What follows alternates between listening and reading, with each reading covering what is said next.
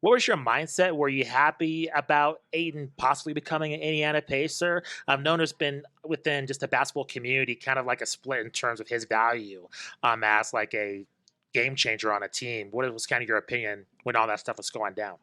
Yeah, I mean, let's also preference. I mean, this is a number one overall draft pick as well. So again, I know that Luca probably should have been the number one pick that year for going back through history. But it's definitely exciting. I think for first off, just to have a player of his caliber at his age having interest in the Pacers, I think is a really big step for the franchise. When it comes to the actual prospect of adding Ayton to the Pacers, my one concern, which I think is fair, is I just get worried when I'm paying a center over 30 million a year.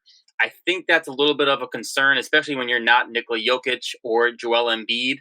I even kind of worry about Rudy Gobert and Karl Anthony Towns, who are also now in that high money range at the center position, because I just think you can get a Robert Williams, for example, for that 12, 13 million, and you're still getting the kind of value and the kind of production you're looking for from the center position. So I do worry if you're going to be throwing that much money at a guy like this. Again, the Pacers obviously had that cap space to throw around. I do think if Ayton had ended up with the Pacers, Tyrese Halliburton and DeAndre Ayton probably would have been a supercharged pick and roll. Obviously, we saw Ayton and Chris Paul finally start to get a lot of rhythm, a lot of momentum over the couple of these last 2 years. Of course, there were some growing pains early on with Ayton and Chris Paul, but I think that combination would have been really good to see. However, we're not going to see that. But I think a small market team like the Pacers, you have to take those kind of swings, even if you miss out, because you're just not going to get those kind of guys, generally speaking, in free agency. So I respect the risk they took. A part of me is disappointed, but also a part of me is kind of glad because, again, like I mentioned, I'm worried anytime I'm offering a center over 30 million a year. What do you think the ramifications are going to be from the Pacers failing to acquire Aiden?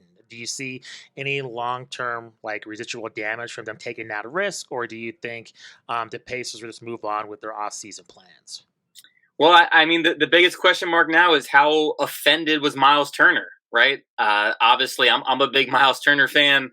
That's my guy. I love when you're looking at modern day centers, he's the ideal center for most teams. He can shoot the three. He can defend on the perimeter somewhat, and he's one of the best rim protectors in the league. Maybe struggles rebounding, but obviously coming out of last season, he had requested a trade. He had made it known that he was tired of having to share center minutes with Domantas Sabonis. The Pacers trade Sabonis. A lot of their press and a lot of their comments have sounded as if they were going to give Myles Turner the chance at the sole center position once again. And now having them go after DeAndre Ayton, if you're Myles Turner, you're probably thinking, well, damn, once again, this team is trying to get another center in here to replace me.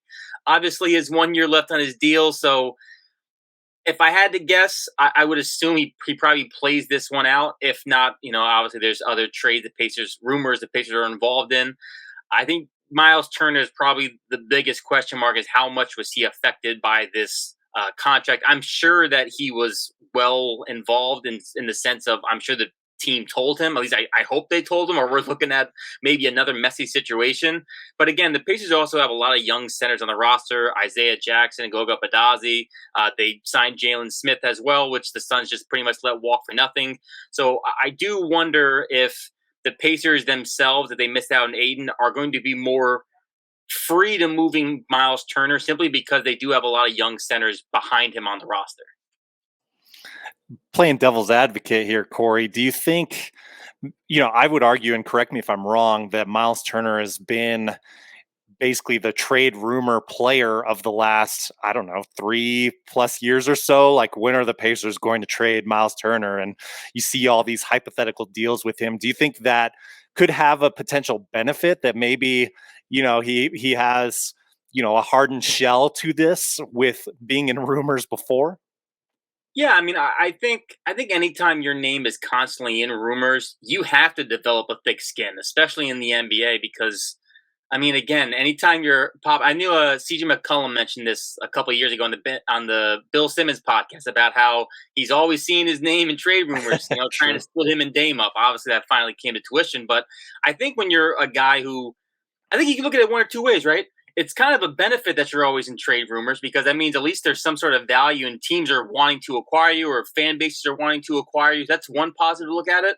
I would say that Myles Turner, given the fact that it might have even been 4 or 5 years, honestly, that he's been in trade rumors for the Pacers. So I would say he probably does have a thick skin to it.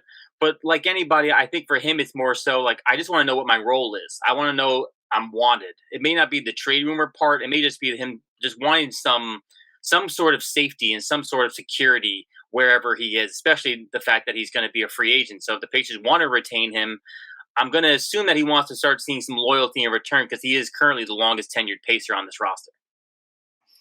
And what are the Pacers' plans right now in general? I mean, we can talk about this big picture Ayton deal that didn't land, but where are they right now? Are they somewhere on the rebuild spectrum?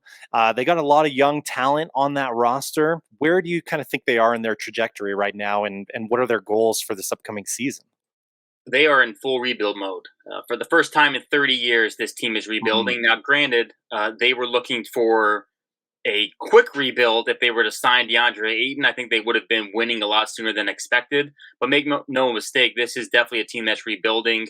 They're going to be looking to see Ben Mathurin and Tyrese Halliburton try to coexist. I believe that this was the first 6th pick in franchise history. It was the first time that they were top 7 in a draft in 30 years, or maybe it was 25 years, some long. I mean, they've had a couple lottery picks, of course, Paul George, the pick that became Kawhi Leonard.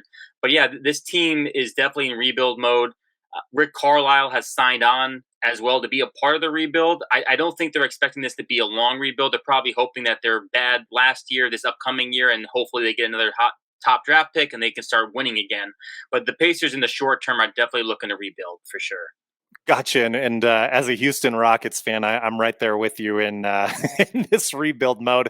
Just wanted to get your thoughts also on how the reunion with Rick Carlisle has been going, and how do you feel about Kevin Pritchard and him configuring this team moving forward? Do you think these are the right hands to have on this rebuild?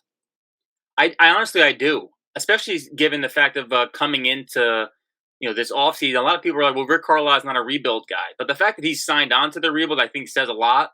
I know that he has spent a lot of time with Benedict Mathurin already, getting extra reps in. I know even last year when he first came to the Pacers, he was meeting up with Myles Turner one-on-one. He's meeting up with Malcolm Brogdon one-on-one. Obviously, a couple of those players are no longer with the team.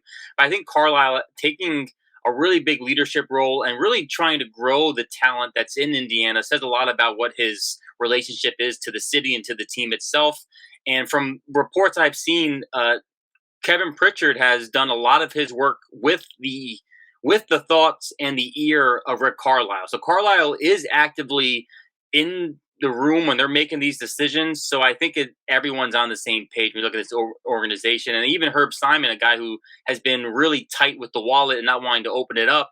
He was the one who signed off on the DeAndre Ayton front. So I think the organization as a whole might have been just tired of the fact for about 6 years following the Eastern Conference Finals runs, it was just a first round in and a first round out playoff team, just stuck in that middle tier. And I think everyone within the organization wants to see if they can somehow get this team back over the hump and make them a serious threat in the Eastern Conference again. So, Kory, you brought up Ben Mathurin, and I just want to get your thoughts with his participation in Summer League. It got cut short due to just his injury, but from his stats, he seemed like he looked really good. What are your thoughts with him in Summer League? Did you see anything that surprised you, was unexpected, and anything that swayed your opinion in terms of how he's going to fit with the Pacers this coming season? Yeah, I know coming out of college, a lot of concern was with his ball handling abilities and if he was going to be able to create his own shot. I think off the dribble, there's still some work to be done there, but he's a pretty damn good catch and shooter already for a kid as young as him. Plays defense, I think, with a tenacity that you really like to see. Can get up and down the floor. Honestly, I think he is the perfect kind of guard to pair with a Tyrese Halliburton, because he can do a lot of things off ball. Whereas, when you have a point guard like Tyrese Halliburton, who's honestly looking for everyone around him to begin with, you don't want to pair him with a guard that needs the ball in his hands. You want to try to get a guy who can play more off ball. And I think Benedict Mathurin has the ability to do that.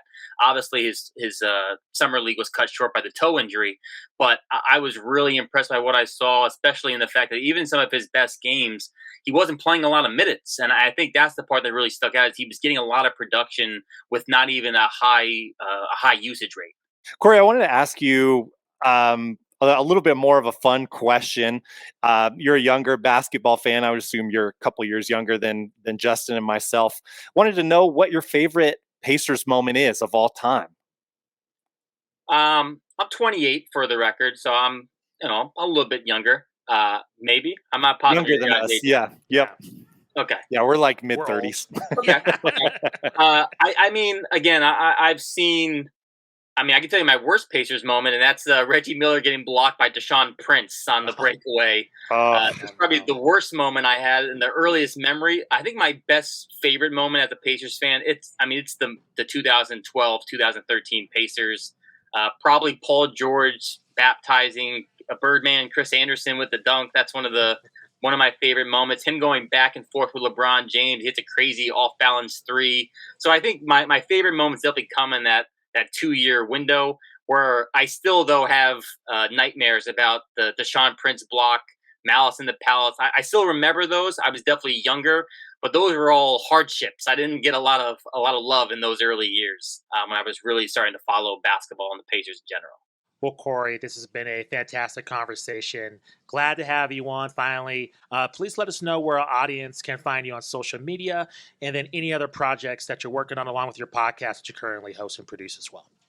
Yeah, for sure. First off, I want to say again, thank you guys for having me on. It was an absolute pleasure to finally chop it up with you guys on Hoopsology. You guys do a tremendous job. You guys also are fantastic at getting big name guests. I am nowhere near the guys you guys have had on, some of the ladies you've had on, but it's a pleasure to be among you guys. So with that said, you can follow me on Twitter and Instagram at kwalhoops. That's KWAL Hoops. You can find out my podcast on all major streaming platforms, The Outlet, Full Access Pacers. Currently going to be dropping an episode of Full Access Pacers and The Outlet pretty much every other week until the season starts. I'm going to be having rotating guests on. Hope to have you guys on actually in the future as well. But that's really all I got going currently. Cool. We appreciate the chat, Kory. Thank you very much.